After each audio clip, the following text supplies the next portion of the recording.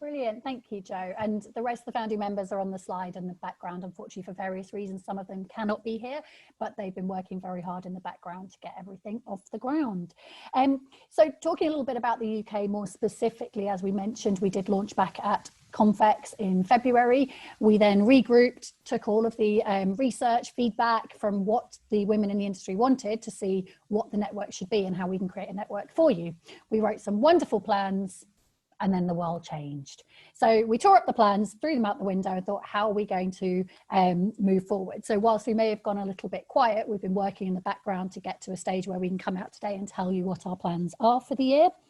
So since Confex, we have launched a brand new website, which Juan has been working very hard on. We've created our own newsletters.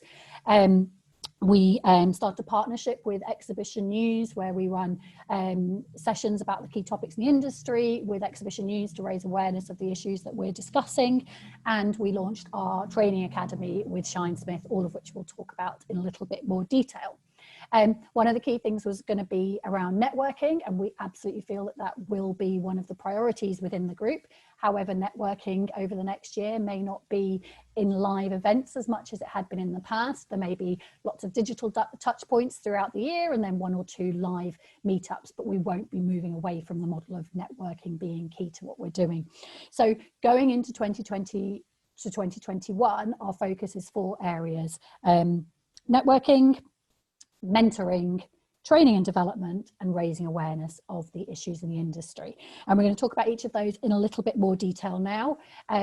With regards to networking, as I said, we'll be hosting different events, whether virtually or live, but our commitment to you is that we will co-locate with industry events. As soon as the first one happens, we will be doing something there. So whether that's EventTech Live, the EN Awards, AEO forums, we will be there at the next live event hosting a Women in Exhibitions network gathering. But until then, you might just see lots of us on Zoom with our glasses of champagne in the background. So networking will continue. Let's talk a little bit, Juana, around, mentoring. Ruth, let's talk about the mentor program, which you are heading up. Do you want to tell the team a little bit more about what we're doing there? Would love to. So I'm absolutely delighted to sort of soft launch, the proper launch is coming soon, our new mentoring program. Given that the world has gone mad, given the world we're living in, it has never been more important to learn, to connect. I remember an ex-colleague of mine before saying, if you think you're well networked, you're not. And actually, it's fundamentally important to be really, really strongly networked to help you get on. It isn't just about skills, it's about who you know as well, and ensuring you're in the right place and ensuring that your name and your face is being thought of for those new roles. Additionally, we're seeing a world that's changing, and so we need to think about new skills as well. So the mentoring program will give mentees the mentoring program will give mentees the opportunity to work with and learn from some of the best in the business.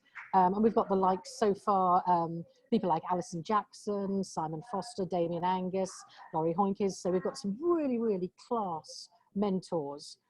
And mentees will be given the opportunity to sign up for the mentoring program. Keep your eyes open, please. We're going to be launching this next month. So keep your eye on the website, but we'll also be contacting everyone as well.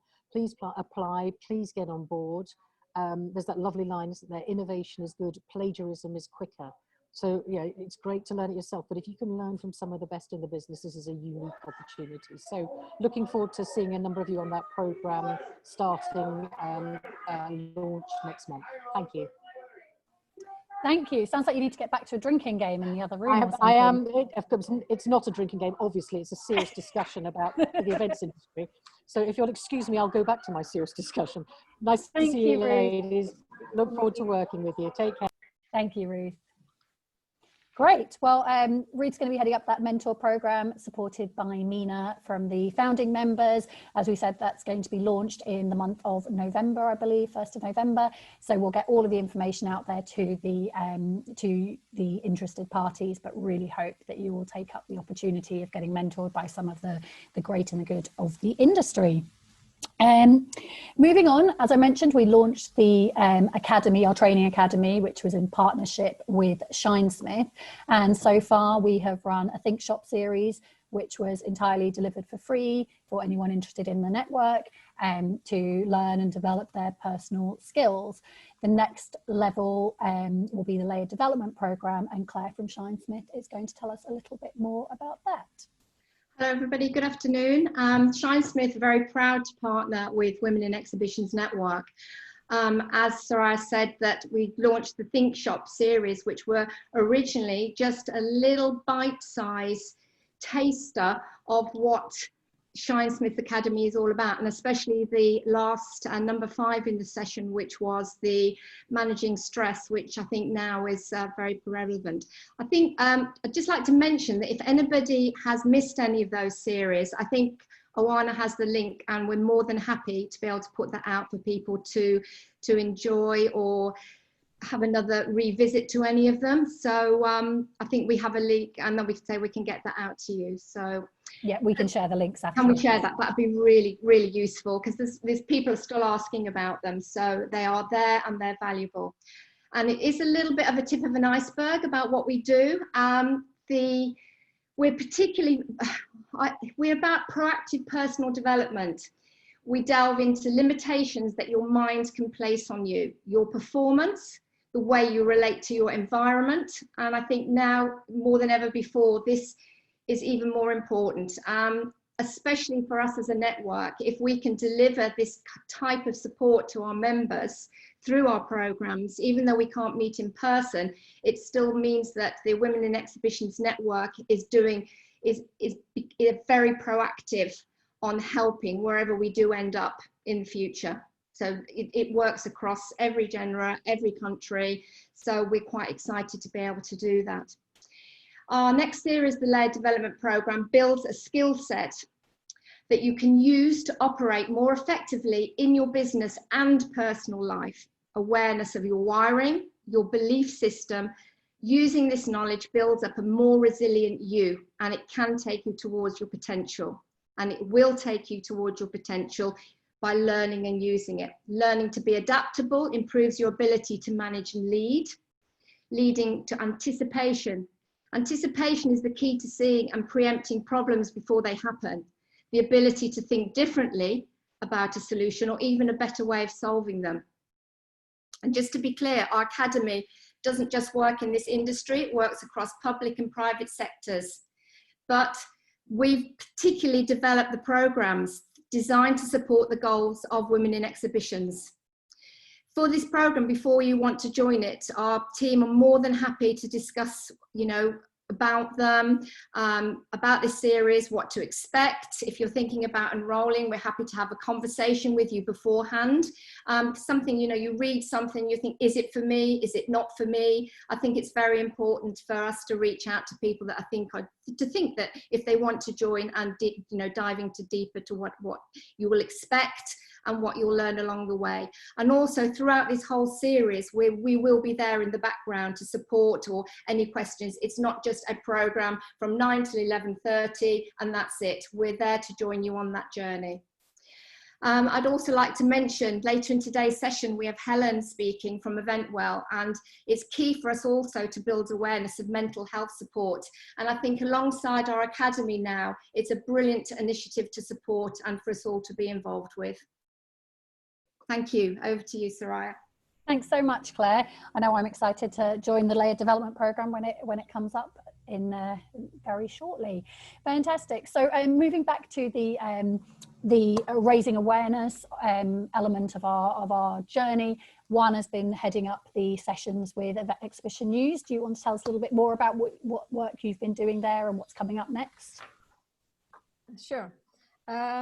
Yeah, what we wanted to do also with the Women in Exhibitions is making sure we offer them the platform, offer women and men the platform to present themselves, to share their opinions, to make sure they are part of a panel. And I have to say that we really found a true partner in Exhibition News in that, because we are running these webinars now already from the start. And we already had 5, and actually the 5th is coming on the 5th of October, and you can see on the screen caliber of people joining and talking about how we could dismantle barriers in exhibitions and how they could advise preventing women from creating successful careers in exhibition and actually really help women to enjoy a better work environment.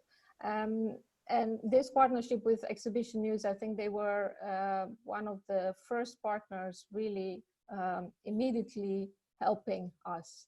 There is no financial agreement back there. They simply offer their platform. They invite everyone and they make sure we have different sessions. So we've covered, for example, topics like closing the pay gap, but also the road to success, and now coming up with the dismantling barriers, which makes which shows and inspires our industry and our community.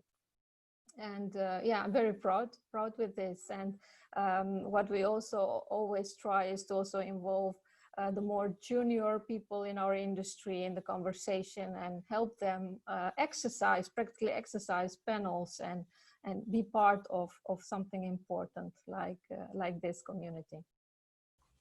So, and I have to say, I think it's a key point you just made there about involving more junior members of the team in the work that we're doing. So we just introduced the founding members, but one of the commitments we're making to the industry is that as we're running events, as opportunities are coming up, we're making sure we invite more junior people in the industry to help. So I know Kaylee Williams is on this call. When we ran the launch at Confex, Kaylee, who's an ops exec at Montgomery, came to help and make sure everything ran smoothly. Thank you, Kaylee.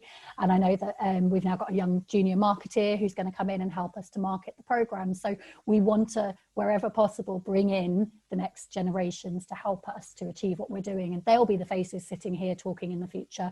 We'll be in the background and letting them to take over from us. So thank you to the next generation too.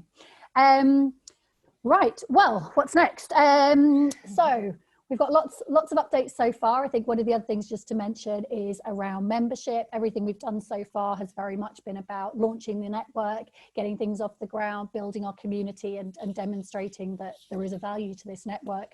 But going forward, we are going to have to make it a membership fee model, but as accessible as possible, just so that we have the opportunities to deliver everything that we're talking about delivering. Where possible, we'll look for sponsors, so there's no cost, but we're going to introduce a membership fee going forward, but I think you'll agree it's as accessible as possible. I think that's just coming up now. The magic of slides, it will appear. So, this is the model that we're introducing, and as we said, we want to make it as accessible to everybody as possible. So we'll have an annual membership fee for professionals. We'll also have a junior fee for those who are in their sort of first 3 years of working in the industry, who can pay monthly, and it's simply a £5 a month fee. I've just realized this is a draft slide because it's the one that has the spelling mistake in it. We did spot that and correct it, but never mind, sometimes things go wrong. But also we know that at the moment there's a lot of people in the industry who perhaps have been made redundant or potentially will be made redundant, and we don't want people who are absolutely key to the future of our industry to be excluded. So we'll be offering a free membership for students in event management courses, and also for anyone who's in the industry but currently isn't working. It's about keeping you involved, keeping you connected, and allowing you to have those opportunities to network and get yourselves out there and hopefully get some career development support, advice, and get you back into the industry. So we will be supporting those who are not currently working. There'll also be some business plans for companies that wish to join as a company to allow their the women in their business, or men, to come along to our sessions. And once you join, you know, you have access, everyone has access to the mentor program, which is incredibly valuable, the networking events.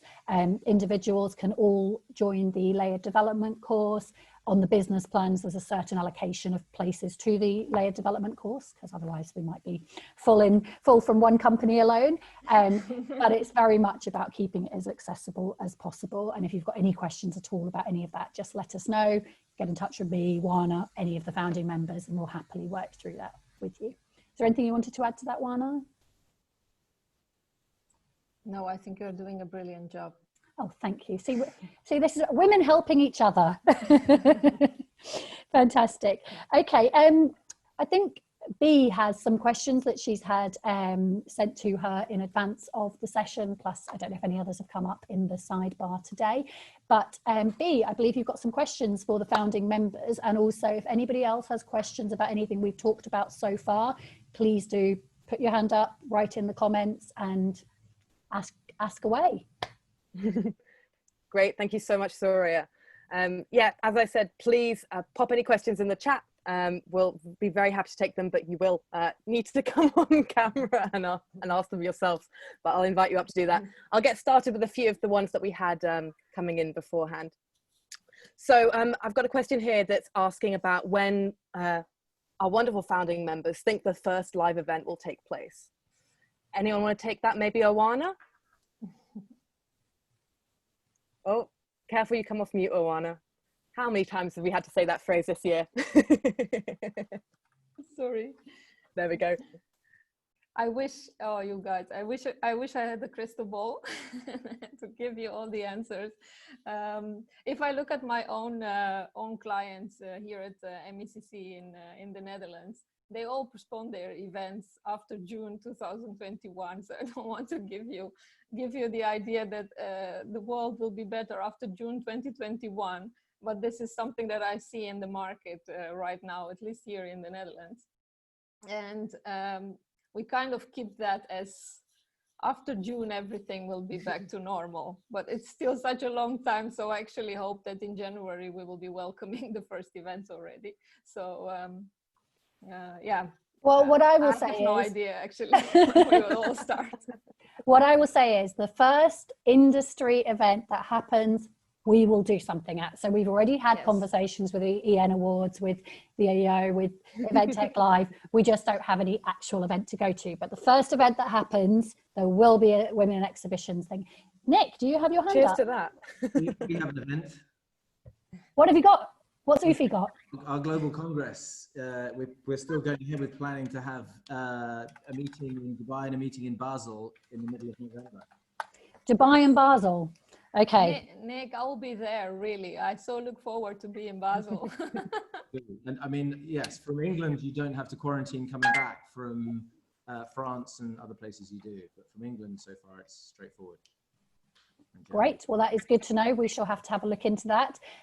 So there might be some people at the Dubai and Basel events, UFI events, but we'll certainly be at the first UK event once we've got a chance. Brilliant, thank you so much. So we've got a question in the chat. Apologies, your username is not your full name, so I don't even know what to call you, but I'm assuming your first initial is E. Do you want to come on if you've asked the question about costs? Janice. And maybe Soraya can take that one, or Owana. Yeah, I was just saying, you know, that all of the cost model that you put up earlier was it all just said number of employees, but is it number of employees or number of female employees? Good question, Janice. Yes, unfortunately, that was a draft slide. We realised we put the wrong slide in, so the other one had a little bit more information. Apologies.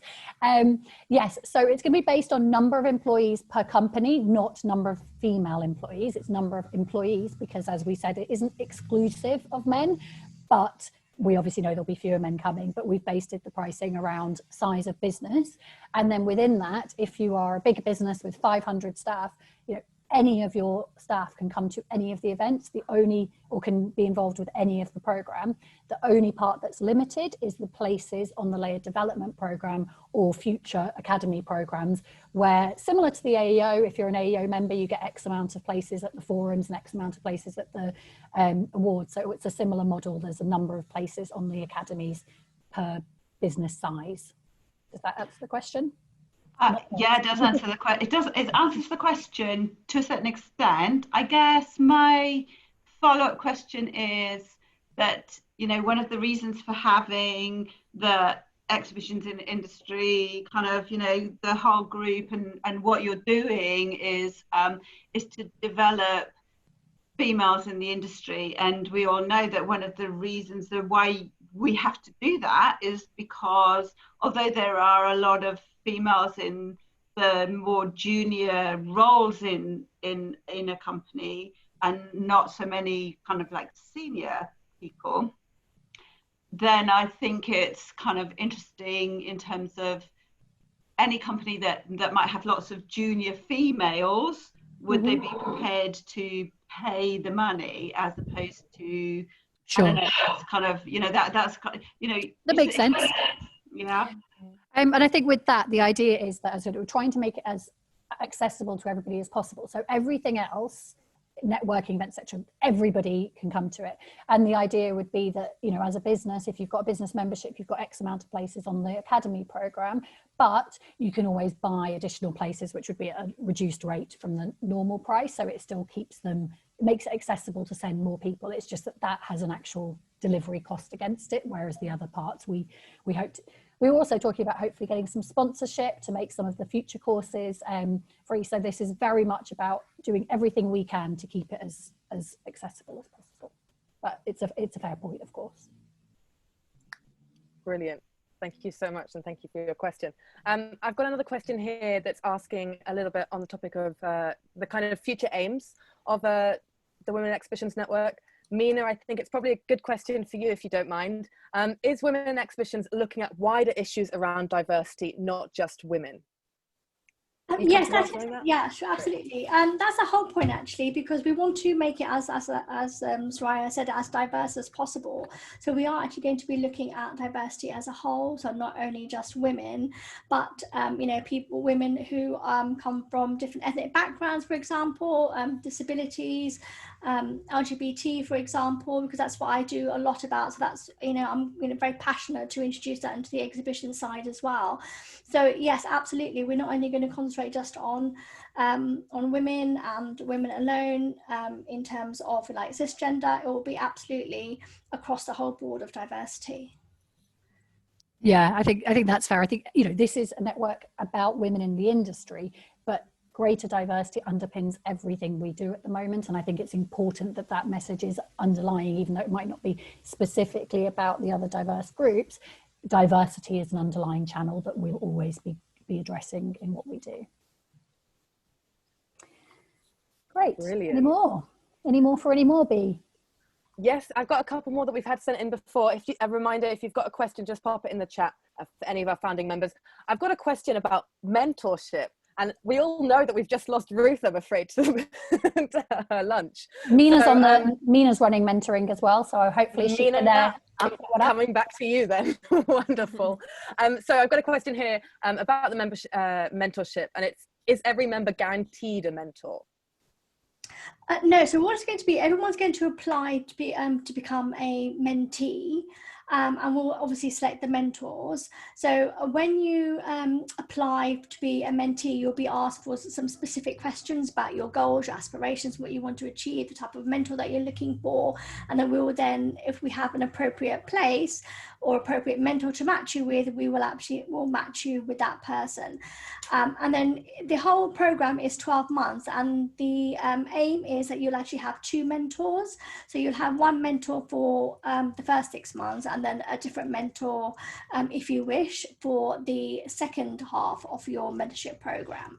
So the aim is that you'll fill out a form of some sort. It'll have your aims, objectives, your aspirations about why you want to do the mentoring, the type of mentor that you're looking for, what you want to achieve, and then we will then match you with the appropriate mentor.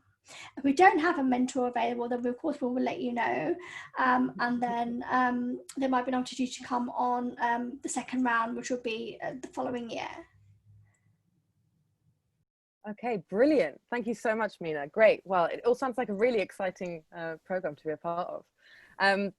Okay, I've got one final question here for our founding members.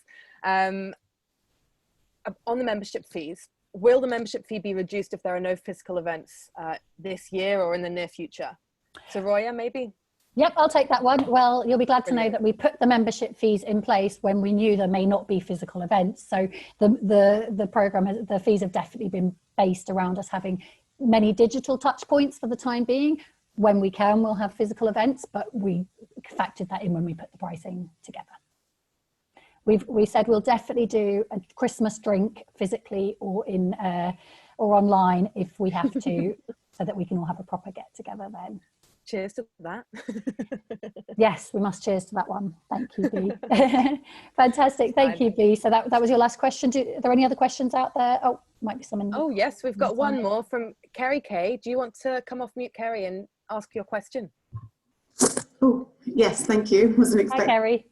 Hi, it's just a quick one. I joined a bit late, so apologies if you've covered it. I wondered if the network has aspirations to discuss and/or research the gender pay gap, particularly within the exhibitions and events sector, and then obviously look at some tools and things to help support us with our discussions individually following that.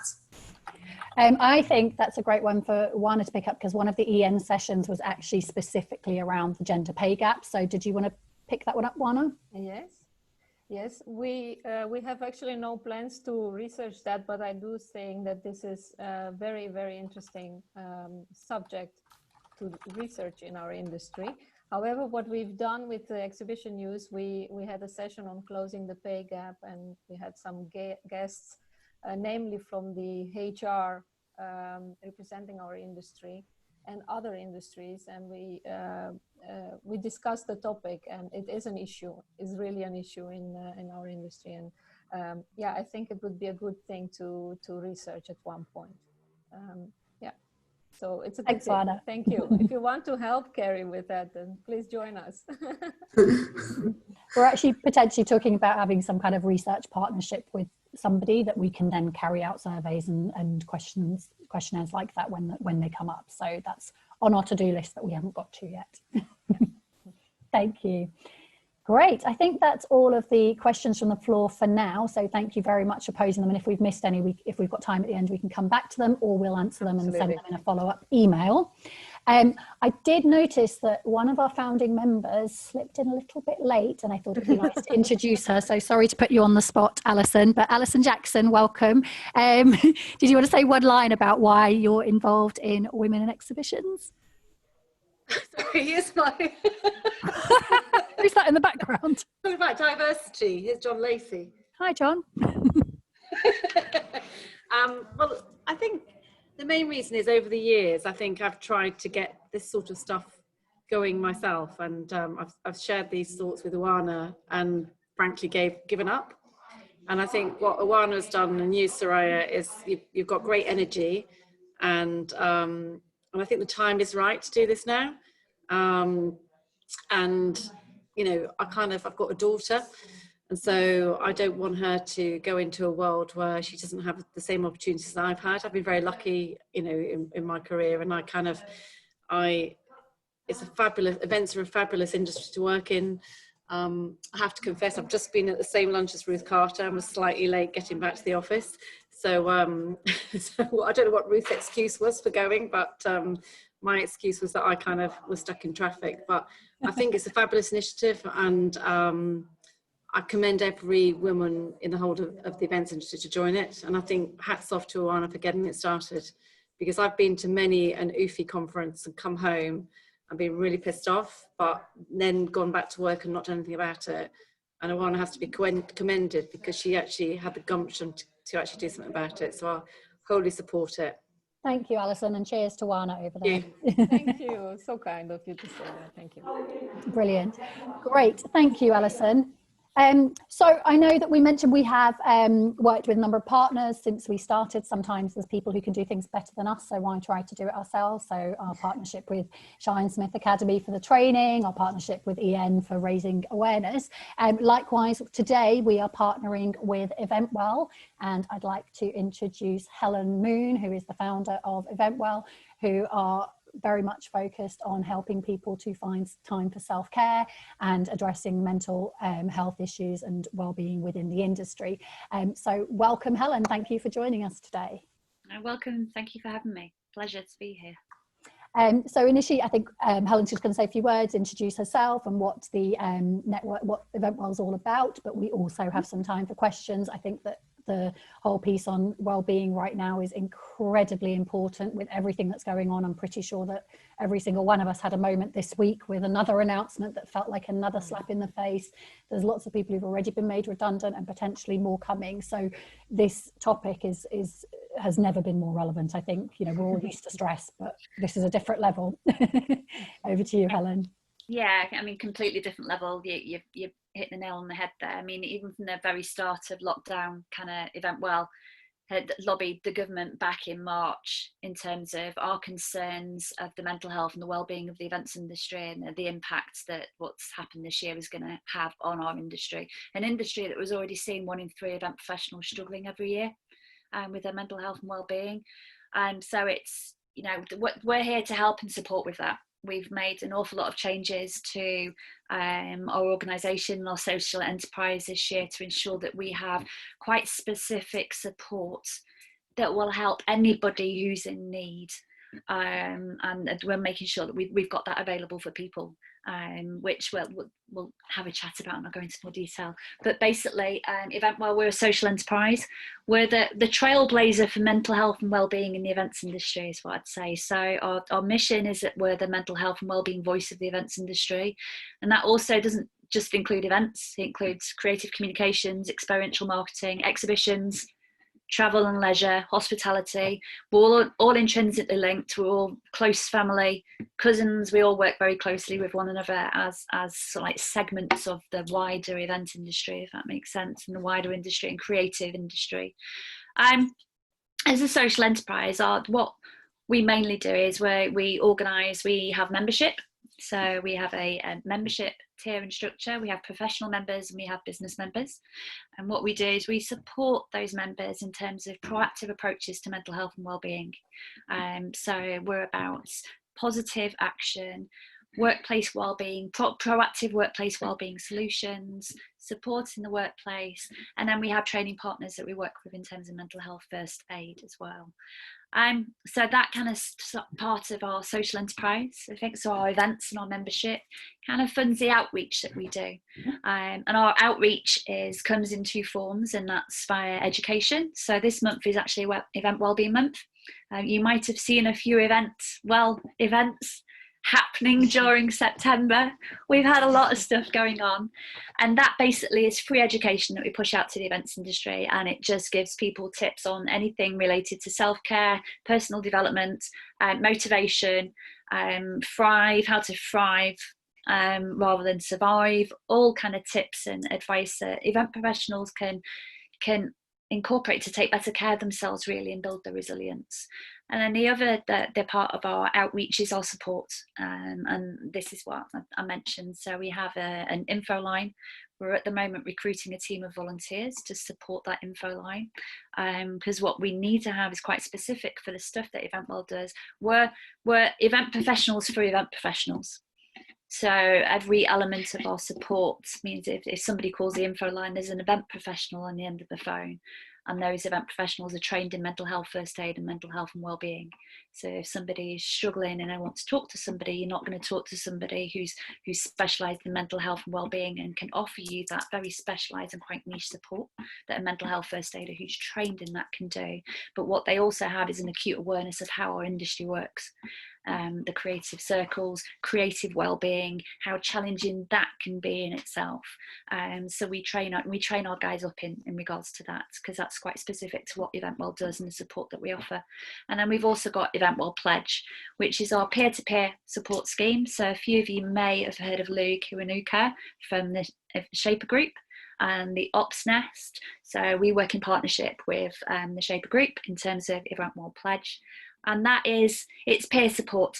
So that's where colleagues in the industry have pledged either financial support to people who have lost their jobs, who are struggling, who are on reduced disposable incomes, anything that you might imagine, anybody, even if somebody just needs a boost, you know, with everything that's going on, just something that would make them feel slightly happier and nicer about themselves, and just to try and forget about the mess that the government has made, really. I'm not going to go too political on anything, but and that can be anything from a grocery shop to a restaurant meal. We've even got people pledging for birthday presents for children, you know, so if you're struggling to be able to buy Christmas presents for your kids and stuff, we've got people who have pledged that, so you can come to Eventwell and we will give you that. Okay. We've got money for people to get to job interviews. We've got money for people to buy an outfit for a job interview. We've just added mental health awareness to that. So the people will be pledging to train up professionals in mental health awareness to help them with their mental health and stress management. And then we've got what we call the kind of business mentoring kind of side of it. So we've got people who are pledging CV reviews, digital job interview reviews, shared lived experience of redundancy, bankruptcy, homelessness, all of those kind of things. And all of this stuff is available right now for people to redeem. And Helen, if people around the table today want to get involved and help and pledge something, how do they do that? Visit the website, so it's eventworld.org. If you have a look under outreach support, you will find Event World Pledge in there. And there's a UK program and a US program, because we are currently at the moment expanding into North America, US and Canada, as well as other areas with everything that's happened this year. So we've got quite a big expansion plan on the cards. There's a UK program and a US program, so everyone based in the UK, that program is for you. So that's for UK event professionals, Visit that page and you can either make a pledge or you can apply for a pledge. And if you'd like to make a pledge, have a look. There's a table in there that shows everything that's been pledged so far. The only thing I'd say to have a look for some of the things that we haven't got pledges yet, and make some of those pledges, please. We are just anticipating that we don't know what. I never say his name right either. I think everybody struggles with the Chancellor's name. Rishi Sunak. That's it. Thank you. I think everyone's waiting for his announcement in terms of what he's going to say, in terms of what happens at the end of October. But from where Eventwell sits in terms of the end of October, we are expecting another mass redundancy in November. With lots of people losing their jobs just before Christmas. So our focus for Eventwell Pledge is we just want to get as much in that bank as possible, so that when we've got the exodus, unfortunately, which is very, very likely, very sadly going to happen. We've done research over Event Wellbeing Month, and we've already ascertained that about 18% to 20% of the industry have lost their jobs. So on the flip side then, those that actually are in need of the help from the pledges and the other support, how do they get involved? Same place. So eventworld.org, on the Eventworld Pledge, there's a button to click to apply for a pledge, and there's a button to click to make a pledge, and it comes through to our pledge team, and you can do it that way. So anybody who needs, I urge anybody who is in this call today, but anybody you know as well, if they need support, please do encourage them to support. We have a massive stigma issue in our industry. There's a lot of shame around mental health and people who are struggling, and that actually has been created by our industry, because for a very long time we've had a rhetoric where we've basically been, and this is a group for women in exhibitions, I'm sure, and the gentlemen, I do apologise for this, but the rhetoric has mainly come from the white men, middle class, that have led our industry for a long time. And that rhetoric has been, man up, get over it. If you can't hack it, go and work in another industry. There's been a glorification of working long hours, having little sleep, working events back to back. Even glorifying not going on a holiday. Oh, I've not had a holiday in over a year. It's led to this real issue that we have in the industry that is preventing people from getting the help that they need. And Eventwell's not here to beat people around the head with clubs and sticks, we're not. We're here to hold hands and support and kind of say there's a better way to do this that will make our industry more resilient, more productive, more creative, because people are doing what they need to take care of themselves. Event businesses and exhibition businesses are doing what they need to take care of their teams. And the industry is more empathetic and more understanding. And we move away from those old ideals of, to be successful, you need to be cramming it in and boasting about long hours and how many events you've done in a week. It's just, we do need to move past this, because it's, when over the past 6 months, when you're hearing stories of event professionals that are taking their own life, that's a very serious side of what Eventwell does and the support and the help that we're pushing out there. So we can't urge people enough to kind of just, let's start thinking differently as a joined up industry in terms of how we can help ourselves and others. Thank you, Helen. I think the work you're doing is incredible. And like we said, it's going to be in so much demand in the next, it's depressing to say, but over the next few months. So it's amazing to have a partner like you that can help support the industry. B, I think you had some questions for Helen that came through from the emails before. Yes, I did, absolutely. And just a reminder, if you've got any questions live, please pop them in the chat and I'll call on you to come and ask them. But I'll kick us off. So I've got a question here that is the following. In these times of uncertainty, what can managers do to support their team's well-being when they fear there may be future redundancies? Okay. Do you know what? We've got to strip these back to basics. We've got to take things down to the very simple idea.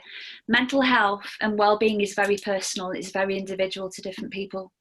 I don't think we spend enough time as an industry, because we've traditionally been busy, people have been busy, and we get that completely. But because mental health and well-being is very personal, we need to take it down to those personal levels.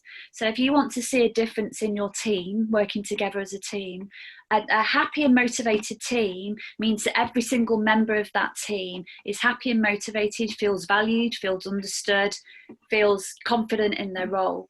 So as team leaders and managers, we need to be having those individual conversations, even more so because of what has happened this year. We need to be checking in on our guys. We need to be saying, how are you? Ask them again, how are you really? Really take interest and listen to them. And then when they tell you that they need things, make action and do them. Under the 2010 Equality Act, employers have a duty of care to ensure that anybody who might already have a mental health condition, I have bipolar, so any employer that I work for has to make reasonable adjustments in the workplace should I need them, because that's covered by employment law.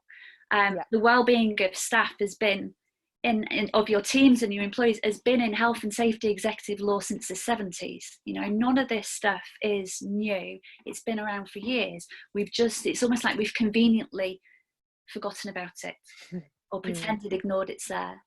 And this is very serious. We've got to have those individual conversations. If your team members feel safe, secure, like they can be open with you and be honest with you, then that makes a hell of a lot difference to the overall team. And as business leaders and managers, lead by example. Have a look at how you're working. Talk about your mental health. Talk about how you're feeling. Be open and honest. Our teams, and particularly the younger people in our industry, look up to the leaders in this industry for leadership and direction, and they will copy us. They will do what we do because they see that as a sign of success. That's how people progress, because they watch what people who are successful and lead the industry are doing, and particularly in companies, they'll watch the managers and the leaders of that business to see what they do, and they'll take that as a sign of success. Culture within an organisation, regardless of what you have written down in your procedures and policies, your culture is the unwritten rule of this is the way we do things around here. So if you're a manager or leader of a business and you're working 12 to 14 hour days, guess what? Your team are going to do it as well, regardless of how many times you say you need to go home at 5 or you need to go home at 6. We just have to, if you need to do extra hours, pack up your laptop. A lot of us are working from home at the moment anyway, but pack up your laptop and go home and go and finish off your work at home so that you aren't seen. It's proactive leadership. Everything we do from a business membership perspective, and we have the Event Well Manifesto as well, which sits out our agenda and very, very clear agenda in terms of how we can make a difference in the industry. And it works around the 6 core standards of the Thriving at Work Review. Now, this was written by Lord Stevenson and Paul Farmer, who's the CEO of Mind, in 2017. Everything we do, we've worked very closely with Time to Change in mind to write our manifesto. It was written with Time to Change and agreed with Time to Change. And that sits out very simple objectives. So have a workplace wellbeing plan. If you haven't got one, get one, put it in place. You need it. Have open conversations about mental health. Routinely monitor your team's mental health. Check in with them. So don't just ask them once, keep asking them, keep going back to them, because things can change, and things can change very, very quickly, as we've learned this year. And just have a think. I'm just think more proactively in terms of it. Mental health first aiders are great, brilliant. Have a mental health first aider, because everyone has that right to mental health first aid and the same right that they have for physical first aid. Again, remember, it's written into health and safety law. But A mental health first aider, it's no good just training somebody up in mental health first aid and thinking you've ticked your box, okay? You need to have a whole organisation approach to mental health and wellbeing. You need to have a proactive approach to mental health and wellbeing, and that's how you do it, basically, with all of those, by incorporating those 6 core standards. EventWell can help and support with that. We have all of the systems in place to support any employer. You know, it's cost effective, doesn't cost a lot of money at all, just to make some simple changes. Brilliant. And another question that we had coming in, if, you know, God forbid, anyone is to be made redundant, what responsibilities do companies have to staff that they make redundant? And are there support or resources that they can signpost or help staff with? Oh, tricky one. You know, well, when someone's been made redundant while they're in their garden leave or they're on the notice period or however that process is, while you are still under the employment of a company, then a company does have a duty of care, and a duty of care in terms of your well-being still applies. Obviously, once you leave a company, that doesn't apply anymore. But this is the important thing to understand, that self-care, our personal mental health and well-being sits with ourselves, okay? So your organisation, your employer, your business, the people you work for have a duty of care in terms of your workplace well-being and to ensure that you have a safe and positive working environment. That's the stuff that's written into Health and Safety and the Equality Act. Self-care though, in terms of whether you get enough sleep, whether you're eating healthily, whether you're getting enough exercise, you know, how you manage your stress, how you respond to stress, that is your responsibility. It's not your boss's responsibility to tell you not to go home and drink a bottle of wine, or it's not your boss's responsibility if you're only getting 5 hours sleep a night. It's also not your boss's responsibility for you to protect your boundaries in terms of the things that you will not accept when it comes to managing and looking after your mental health and well-being. So as an industry, we're yes people, aren't we? We're control freaks, people in events. I'm sorry, but we are. And we say yes, we make things happen. It's in our nature, it's in our DNA. So a lot of this stuff, you know what, it takes practice, it takes time, it's not going to happen overnight, but we can get better as an industry of looking after ourselves. That's your responsibility. Remember, that's not your boss's responsibility. Your boss's responsibility is a culture, but also as well as an industry in terms of being more empathetic and compassionate about people who are struggling, but also as well changing the attitude in the industry so it's much more compassionate, so maybe less people end up struggling. You know, 1 in 3 is a startling statistic even before lockdown. If we can impact on that and change that, imagine what the industry would be like in terms of resilience and creativity and positivity. It'd just be amazing. Brilliant. Yeah, I know we're slightly running over time, and I know if people have to rush off, we totally understand, but shall we see if we can squeeze in one more for Helen, because we probably talked too much at the beginning. One more, and then I am going to have to run because I've got another event to go on. How busy are you? Well, I think we actually have a question from Owana. Correct me if I'm wrong, putting the president of the network on the spot. No? No, actually, the question comes from a very good friend of mine, Annemika, who is also joining our session today. Ah, brilliant. Do you want to unmute your microphone, Annemika? Yes, hello. Hello, nice to meet you all. I work at Easy Fairs in the Netherlands. We have currently two venues, and we really had a difficult time because we had to postpone or cancel for the last 6 months about 40 events. We actually had our first event last week, and we have about 61 salespersons working with us. And my question is not only for Helen, but maybe for the whole Women's in Exhibition group to take this to the academy or whatever. How can we keep our salespersons positive? Because they get a lot of discussions on the phone. They're working from home most of the time all alone. They're struggling. They only get no from the exhibitors, no, because of all the uncertain times. So for us, we're trying to keep them positive and trying to keep them working. And yeah, it would be great to have tips or tricks from you all, so that we can maybe use in the future for us also. Lovely. Well, Helen, if there's anything you wanted to say, because I know you have to rush off, then feel free. And we'll pick up. Okay, perfect. Basically, it's exactly what I said, kind of stuff. So at the moment, what we all need to be concentrating on, and what we've asked for you to concentrate on, is those individual conversations. So I know it's a very big sales team, but it's really important. It's really important, particularly when people are working remotely. Don't try and do it as a big group. So you've got to try and have those individual conversations. Yes, we do. Yeah, trying to do it as a big group. Presenteeism is a big problem at the moment, because it's very easy actually on a video call for someone to tell you they're fine when they're not, because you're not in the flesh with them, so you're not picking up on those cues, non-verbal cues that you would normally pick up in a face-to-face. If you're having a one-to-one with a manager, they'd be able to tell from your body language, the way you're that's true. feeling. So it's just keep up the one-to-ones. That's the most important thing that managers and leaders need to be doing. And you know what? Over communicate. Yes. When people work remotely, that is so important. Don't assume that just because you haven't heard from a team member or a member of your team, sales team, that they're okay. Never assume. In fact, that the ones that are a bit quieter, the ones I'd be worried about. Yeah, that's true. Yeah. Yes, and we're also starting up our own sales academy, and we will make topics like motivation and how to work from home. Take rest and your breaks, and because when I look at myself, I was working at home for 3 months, and I was working, from 8:30 until 5 constantly, and I took my coffee and my lunch behind my computer, and I didn't took a break. And then at some point I thought, this is not good, this is not working for me. So we're also making a topic, to get a structure at working at home.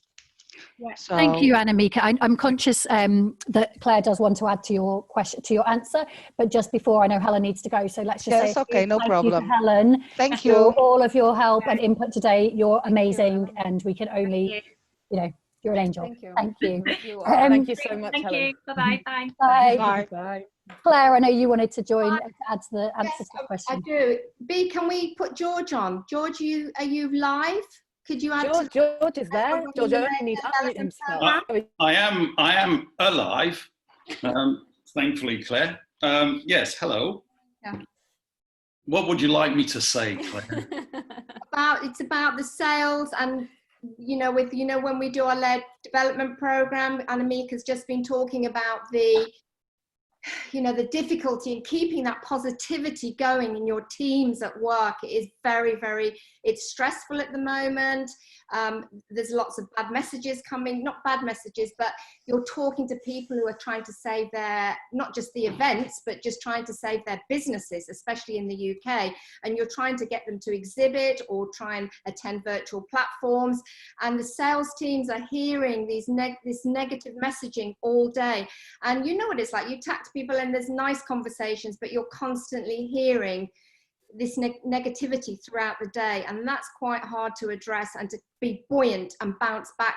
Every day you finish work, it's very, very draining. And how we're going about, some of the coaching that we're doing with companies are addressing that. Yeah, absolutely. I think having had a long sort of career in sales and listening to a lot of no's in my life, I go back to one of my mentors, who's a woman by the name of Linda Wilson, who coaches pretty much all the hosts you'll see at Disney, and she's been doing that for 25 years. And these guys are great influencers, they're great salespeople. And there's a saying that they have at Disney, and it's called "Thanks for the $25." And I'll explain that. Each secondary sale at Disney is worth roughly around $100. And every time someone gets a no, the view is you're getting one closer to a yes. So every 3 no's, you're then going to get a yes. So every 3 no's constitutes $25. So they have a saying, every time you hear a no, say thanks for the $25, because you're getting one closer to the sale. So one, not to take things personally. One, not to know that you're not alone. But I think most importantly, to go back and understand why that salesperson is a salesperson. And a good salesperson is not there just to make the commission or the money. A good salesperson has a purpose around finding solutions for their clients. And if the person remains with that purpose of, I'm going to keep going until I find a solution to the client, and knowing that there's a team of people around me with the same purpose, that can be energizing, to know that you're not on your own, because sales can be a very lonely place when you're getting constant rejection.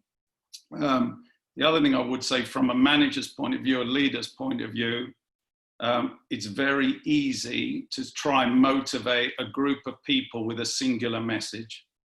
And actually a good leader is there to serve and to individualize the message. I can categorically tell you that different people, wired in different ways, have different triggers. And if you come on the layer development program, which is very reasonably priced, we'll give you all the answers to those questions. Yeah. Hey, how about that as a sales pitch? But no, in seriousness, just very quickly, people that are very goals orientated need to feel that they're competent in what they do. So you need to reinforce that message. Yellow people love to be liked. So give them that recognition. Keep telling them they're doing a great job. Greens love to be valued. They need assurance, reassurance. So give them that type of message. And blue likes to be seen as the expert, needs to be seen as somebody who's a true professional. So make them feel that way. So don't send them the blanket approach. Figure out their wiring, which we can show you. But once you figure that out, then you can tailor your message, and that becomes very effective. It's otherwise, completely get it. It's really tough to keep people motivated, but don't go for the scattergun approach. Make it specific. So it's very much about going back to basics of being a good manager, and therefore tailoring your approach to each individual and their needs. Yeah. Well, remembering, Soraya, that a good leader is a servant. Your role as a leader is to serve, not to lead. Absolutely. But unfortunately, we live in a transactional leadership world still, where transformational leaders are about serving. And in that way, they lead by, as Helen said earlier on, role modeling. Well, I'm hoping that as more women go into leadership roles, we will see that balance change. Thank you, George. Just to add, may I add something, dear Soraya? Of course. Of course you can. I'd like to add that George is going to run the layer development program. That's why we asked him to join. for the people who do not know him yet. There you go. That's George, everybody. Yes. Thank you, George. Yeah, thank you, George. Great. Well, I think we have definitely run over. So if there were any other questions that were posed in advance and we didn't get around to, we'll make sure that we follow up in an email with all of the links to everything we talked about on the previous sessions later. I guess all that's left now is to say a huge thank you to every single one of you for coming today. We're really pleased to see so many faces and just actually seeing real live people. I know you're on a screen, but it's so important in what we do. So thank you for being here. Thank you to every single one of the founding members, to Bea for being a wonderful host as always, and to Helen from Eventwell for coming to join us today and talk about such an important topic. Watch this space. We will be updating you with our first live event, our next virtual event, whatever it might be. I think the contact details, etc., are going to be on the screen shortly. Oh, and that's the correct slide. I've corrected my own mistake. My apologies, everyone. There we go. You're now looking at the correct information. Thank you very much. If you're interested, come to the website, email us. All the details are on there, and we hope to see you at future events. Thank you. Oh, and cheers. Thank you, Soraya. Cheers, everyone. Thank you so much. Thank you all.